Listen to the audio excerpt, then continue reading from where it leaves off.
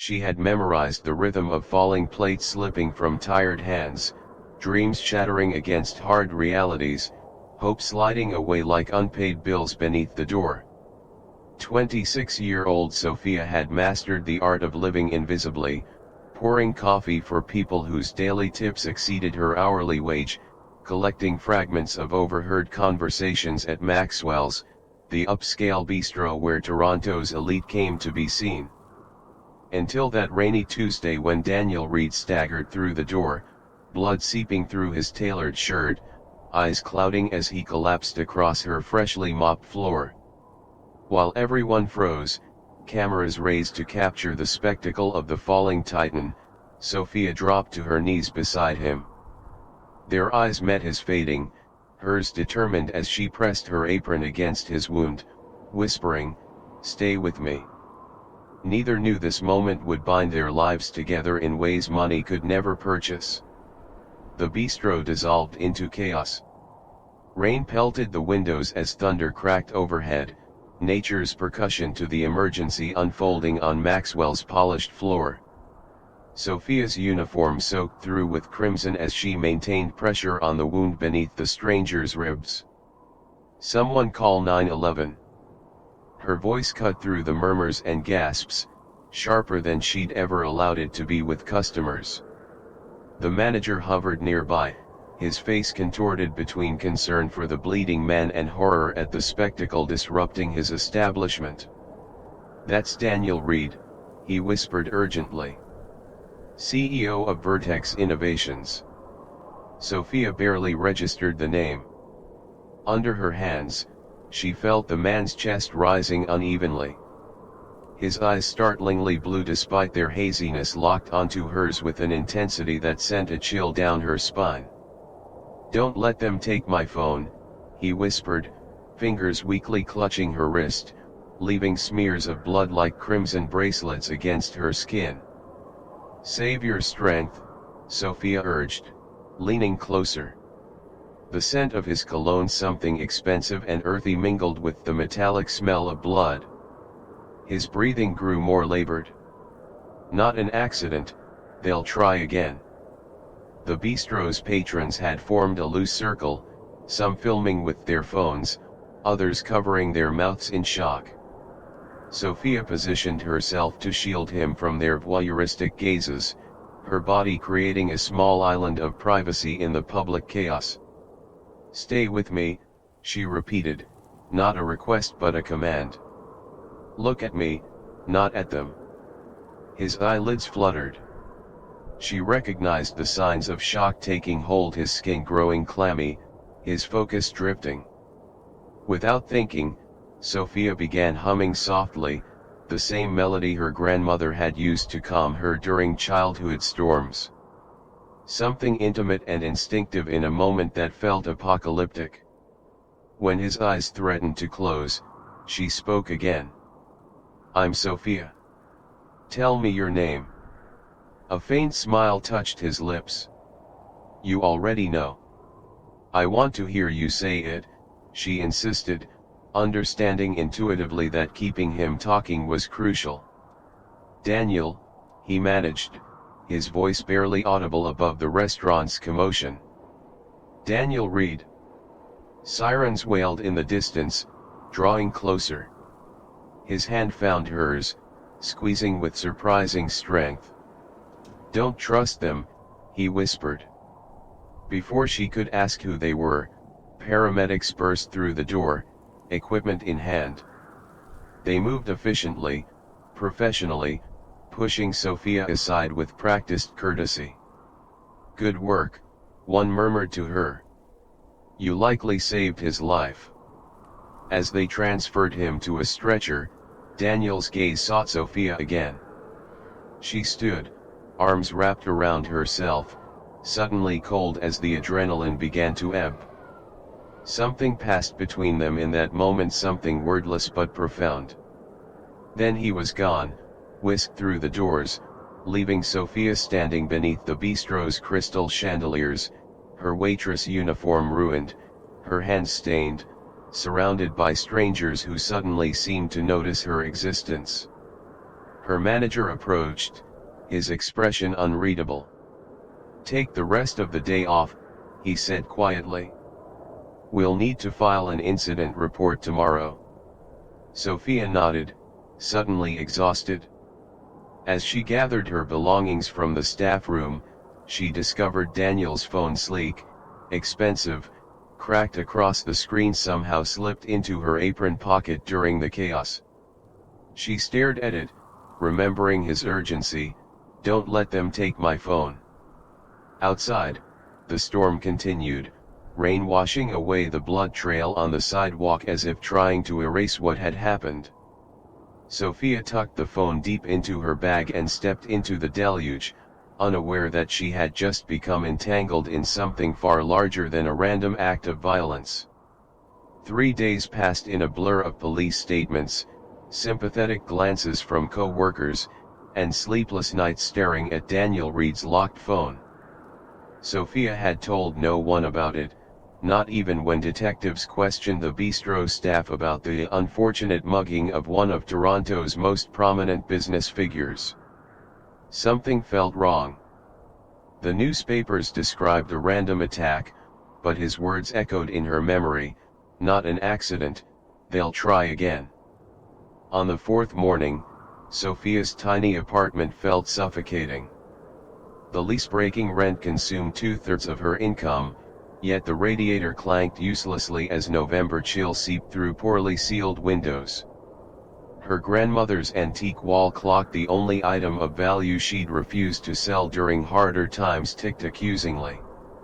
The phone sat on her scratched coffee table like a black hole pulling at her conscience. She had searched Daniel Reed online, learning that the 34-year-old CEO had transformed Vertex Innovations from a struggling tech startup into a billion-dollar empire specializing in cybersecurity. Recent headlines suggested the company was developing breakthrough encryption technology that had drawn both industry acclaim and controversy. A soft knock startled her. Sophia rarely received visitors. She slid the phone under a cushion and opened the door to find a tall, elegantly dressed woman with steel gray hair pulled into a severe bun. "Sophia Ellis." The woman's voice matched her appearance, refined, controlled. "Yes. My name is Margaret Winters.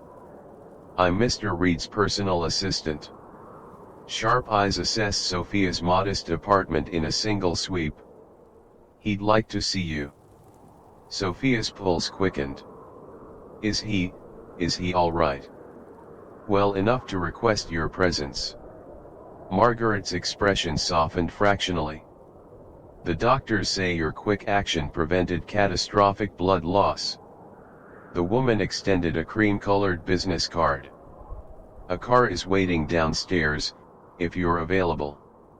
20 minutes later, Sophia found herself riding in a vehicle worth more than everything she'd ever owned combined. They passed through neighborhoods that grew progressively more affluent until reaching an elegant building overlooking Lake Ontario, its glass facade reflecting the steely November sky. Private security escorted her to a penthouse suite where hospital equipment had been arranged alongside designer furniture. Floor-to-ceiling windows revealed Toronto's skyline in panoramic detail, the city she served coffee in but could never truly afford to live in. Daniel Reed sat in an armchair near the windows, looking simultaneously better and worse than she expected, more color in his face, but with a vulnerability that his public persona never showed. Without the blood and chaos, she fully registered his features, the aristocratic lines of his face, the intensity behind his eyes. "You kept it safe." Not a question. Not even a greeting. Sophia withdrew the phone from her bag. "You asked me to. And didn't mention it to the police." Another observation, not a question. She hesitated. "Should I have?" Daniel gestured to a chair across from him. When she sat, he studied her with unsettling focus. Why help a stranger and then protect his secret? "You said it wasn't an accident," Sophia replied simply. And something about the detectives felt rehearsed. A ghost of a smile touched his lips. You notice things others miss. When you're invisible most of the time, you learn to see, she said, then immediately felt self-conscious for the candor. Daniel's expression shifted subtly. I've spent the past 3 days investigating everyone who was present that afternoon. Your name is Sophia Ellis. 26. Graduated with honors in literature from University of Toronto but couldn't find work in your field. Grandmother raised you after your parents died. She passed 2 years ago. No criminal record. No suspicious connections. Anger flashed through her. You had me investigated. Someone tried to kill me, Ms. Ellis. Caution keeps me alive. Sophia stood. Well, I'm glad you're not dead. I'll show myself out. Wait. Something in his voice, perhaps its rare uncertainty, made her pause. I need your help. Sophia stared at him, incredulity breaking through her usually careful composure. My help? You have an entire corporate empire and apparently a security team thorough enough to uncover my life history in 3 days. Daniel leaned forward, wincing slightly from the movement. That's precisely the problem. I don't know who I can trust within my own organization. He gestured toward the phone she still held. That contains evidence of something that could destroy very powerful people. The attack wasn't random, it was a warning. The next time, they won't fail. Sophia glanced down at the device, suddenly feeling the weight of its significance. I'm a waitress, Mr. Reed. Not a bodyguard or a spy. Which makes you perfect, he replied. You're observant, clearly intelligent, and most importantly, you're external to my world. No one would suspect you. The absurdity of the situation struck her. Yesterday she'd been scrubbing coffee stains from her uniform and counting coins for laundry. Today a billionaire was recruiting her for, what exactly? What would you expect me to do? She asked cautiously. Help me identify who wants me dead. His directness was jarring. In return, I'll make sure you never have to worry about money again. The offer hung in the air between them. Sophia felt a familiar bitterness rise in her throat, the same feeling she got when wealthy patrons left extravagant tips with condescending smiles, as if their generosity was meant to save her rather than simply acknowledge her service. I didn't help you because I wanted payment, she said quietly. Daniel's expression shifted, something like respect flickering across his features. I know. That's another reason I trust you. He paused. But everyone deserves fair compensation for their work. Name your price. Sophia laughed softly, the sound hollow. My price? I don't even know what you're asking me to do. Become my assistant, he said.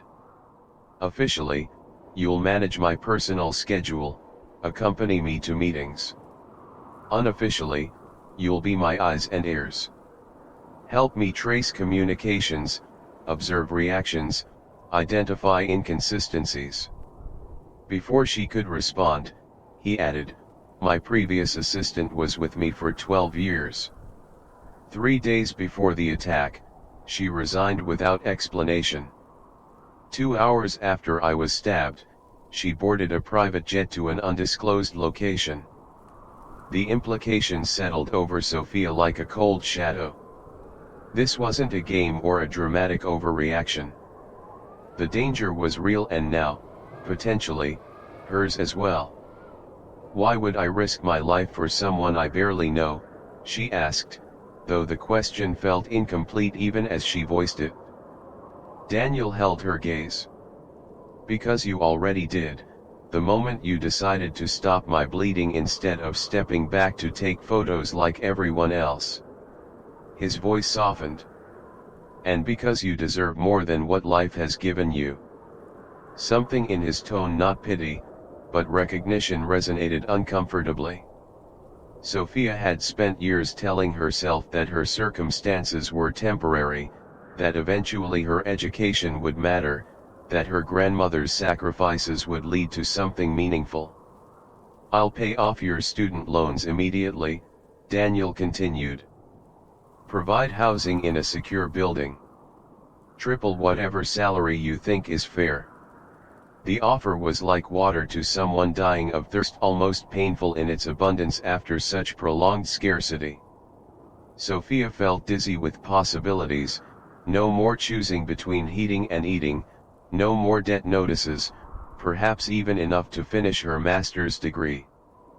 But beneath the temptation lay a nagging discomfort. "You're asking me to pretend to be something I'm not." "I'm asking you to be exactly who you are," he countered. "Someone perceptive enough to see beyond surfaces. Someone brave enough to act when others freeze.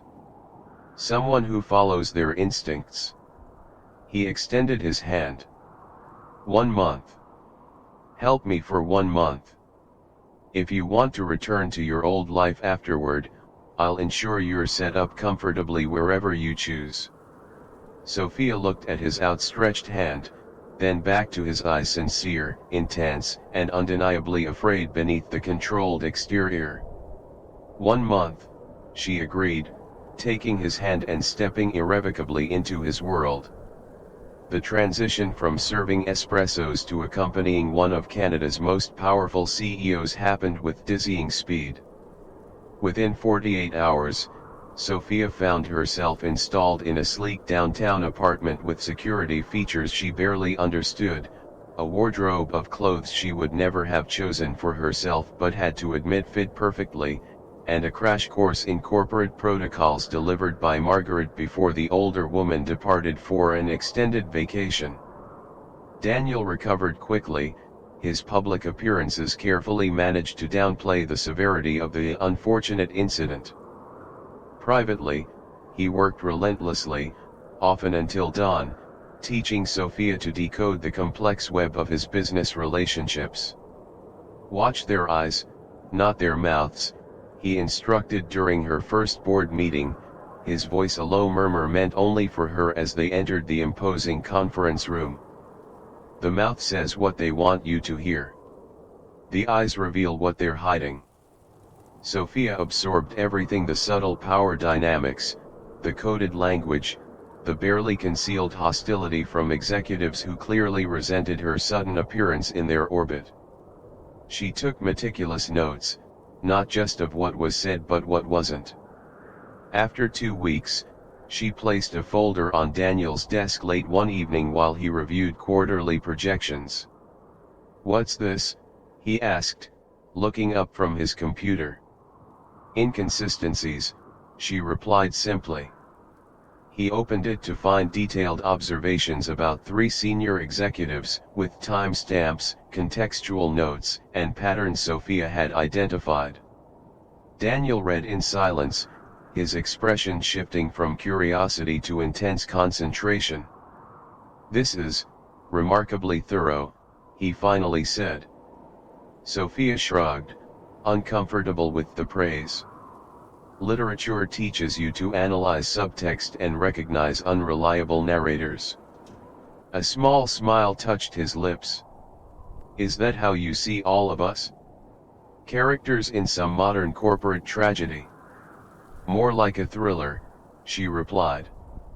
"With occasional elements of farce." For the first time since she'd met him, Daniel laughed, a genuine sound that transformed his face, softening the lines of constant vigilance. Something shifted between them in that moment, an acknowledgement that their arrangement had evolved into something neither had fully anticipated. As days stretched into weeks, they developed a rhythm. Mornings were for public appearances, meetings, conferences, site visits with Sophia shadowing Daniel, observing reactions while he navigated business matters. Evenings were for analysis, with takeout containers littering his home office as they pieced together fragments of evidence. They discovered that Vertex's new encryption technology had drawn attention from government agencies who saw it as either a valuable asset or a dangerous threat to surveillance capabilities. Several board members had undisclosed connections to foreign investors with questionable motives. What began as a transaction, his protection and her financial security, evolved into genuine partnership. Daniel stopped treating her like an asset and began valuing her perspective.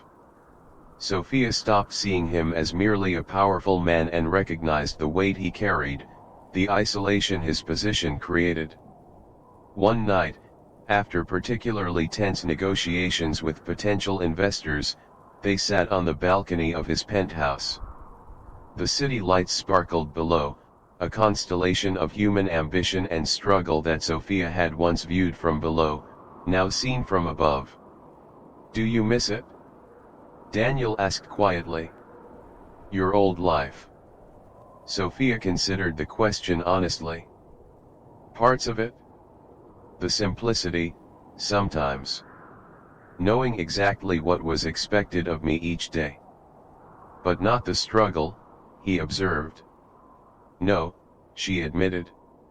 "Not choosing between medication and rent. Not feeling like I was drowning while watching everyone else breathe easily." Daniel studied her profile, his gaze thoughtful. "You never talk about your dreams. What you wanted before all this?" The question caught her off guard. In their weeks together, they had discussed corporate espionage, potential assassins, and global encryption markets, but rarely ventured into personal territory. "I wanted to create something lasting," she finally said. "To build something that would help people see the world differently. I was working on a novel before my grandmother got sick. After that, survival became the priority." Daniel was quiet for a long moment. "We're more alike than you might think. A billionaire and a waitress? Hardly. Two people who lost family too young. Who understand that creation and destruction are often separated by the thinnest margins." His voice softened. "Two people who recognize what matters when facing death." Their eyes met, and Sophia felt a disorienting shift, as if the careful boundaries between employer and employee, rescuer and rescued, protector and protected had suddenly blurred beyond recognition. Before either could speak again, Daniel's secure phone chimed with an alert. His expression hardened as he read the message.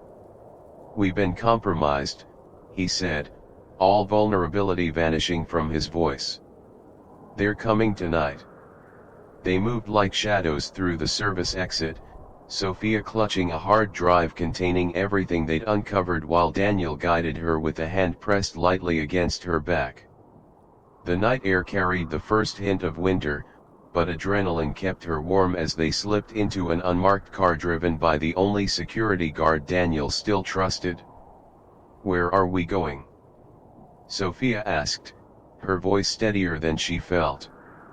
"Somewhere they won't look," Daniel replied, his face illuminated by the soft blue glow of his phone as he sent encrypted messages. "A property not connected to my name." The car wound through Toronto's streets, eventually leaving the city limits entirely. After an hour of tense silence, they turned onto a narrow road that disappeared into dense woods. Moonlight filtered through bare branches as they approached what appeared to be a modest cabin nestled against the backdrop of Lake Simcoe. Inside, however, Sophia discovered the rustic exterior concealed sophisticated technology and unexpected comfort. A fire sprung to life in the hearth at Daniel's command, while hidden panels revealed communication equipment and security monitors. "My father built this place when I was a child," Daniel explained, activating systems with practiced efficiency. "Before Vertex, before the money. This was our refuge. Sophia absorbed this glimpse into his past, something he rarely offered. You never mentioned your father. He died when I was 19. Daniel's voice carried an old pain, worn smooth like river stones. He taught physics at the university. Brilliant man who trusted the wrong people with his research. They discredited him, stole his work, drove him to. He stopped, refocusing. That's why I built Vertex. To create something that couldn't be stolen. The revelation hung between them as they established a temporary command center. Daniel made calls to trusted allies while Sophia organized their evidence against the board members and investors they suspected were behind the attack. Near dawn, exhaustion finally overtook them. Daniel insisted Sophia take the bedroom while he monitored communications from the main room. But sleep proved elusive as her mind processed not just the danger but the glimpses beneath Daniel's carefully maintained facade, the son still honoring his father's memory, the innovator whose creation had made him a target. When she emerged hours later, she found him standing at the lake's edge, his tall figure silhouetted against the morning mist rising from the water. She approached quietly, offering a mug of coffee. "Did you sleep at all?" she asked. He accepted the coffee with a grateful nod. "I've arranged a meeting with trusted federal officials this afternoon. With our evidence, they can take action against the consortium trying to control the technology." Sophia studied his profile, noting the tension in his jaw. "And then what?" Daniel turned to her, his expression unreadable. "Then you'll be free of this. I'll ensure your safety, set up accounts as promised. You can go anywhere, do anything you want." The words should have brought relief. Instead, Sophia felt an unexpected hollowness at the thought of returning to a world that no longer fit who she'd become. "Is that what you think I want? To take the money and disappear? Isn't it?" His voice carried no judgment, only genuine question. Sophia looked out across the lake, gathering thoughts that had been forming unacknowledged for weeks. "When I first agreed to help you, yes. I saw it as a transaction, my assistance for financial security." She turned back to him, meeting his gaze directly. "But that was before I understood what you're really building at Vertex. Before I realized that your encryption technology could protect vulnerable people from surveillance and exploitation. Before I..." She hesitated, then pressed forward. "Before I knew you." Something shifted in his expression, hope struggling against practiced caution. "The work isn't finished," she continued. "Your board still needs restructuring. The public messaging needs refinement. And your security protocols clearly need improvement." A smile tugged at the corner of his mouth. "Are you offering constructive criticism of my multi-billion-dollar operation?" "I'm offering to stay," Sophia replied simply. "Not as your assistant or your protege, but as your partner." The weight of the word hung between them, its meaning extending beyond business. Daniel stepped closer, searching her face with an intensity that might once have intimidated her. Now she recognized it as the same focus he brought to everything that mattered deeply. "Sophia Ellis," he said softly, "do you know what I saw that day at the bistro, beyond someone brave enough to help a stranger?" She shook her head slightly. "I saw someone who had been overlooked by a world that measures worth in dollars and influence." His voice deepened with emotion. "Someone brilliant forced to serve people who couldn't see past their own privilege. You saved my life, but you also showed me what I'd become blind to." He took her hand, his touch conveying what words struggled to express. "I don't want you as my employee. I never did." Understanding bloomed between them, a recognition that their paths, so different yet marked by similar wounds, had converged for reasons beyond coincidence or convenience. Later that afternoon, as they prepared to meet with federal officials who would help dismantle the conspiracy against Vertex, Sophia realized the transformation was complete. She had entered Daniel's world as a waitress with nothing but courage and perception to offer. She would continue in it as his equal, not because he had elevated her, but because she had finally been seen for who she truly was. Some say wealth divides us, creating insurmountable chasms between lives that were never meant to intersect. Perhaps that's true in a world that measures human value by bank balances and social status. But Sophia and Daniel's journey reveals a deeper truth, that beneath our circumstances, whether serving coffee or commanding boardrooms, lies our fundamental capacity for courage, compassion, and connection. Their story isn't about a waitress rescued by a billionaire's generosity, nor about a wealthy man saved by someone who expected nothing in return.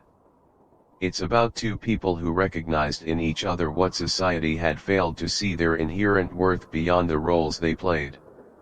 We all wear masks fashioned by expectation and necessity. Sophia hid her intelligence and ambition behind a server's smile. Daniel concealed his vulnerability behind corporate authority. Only in crisis, when those masks fell away, could they truly see each other. Perhaps that's the most profound lesson here, that authentic connection happens not when we perform the parts we've been assigned, but when we risk showing who we really are. When we recognize that what makes us valuable isn't what we own or what titles we hold, but our willingness to stand beside each other when it matters most. In our divided world, may we all find the courage to see beyond surfaces, to recognize worth in unexpected places, and to build bridges across the distances that only seem impassable. If this story stirred something in you, a recognition of potential overlooked, of connections that transcend circumstance, don't let that feeling fade without action. Life rarely offers us dramatic rescues in upscale bistros, but it constantly presents opportunities to see beyond appearances and to be truly seen in return. Share this video with someone who changed your path by believing in you before you fully believed in yourself. Tag them in the comments with a simple "Thank you for seeing me." Consider how often we judge others based on their occupation or social position.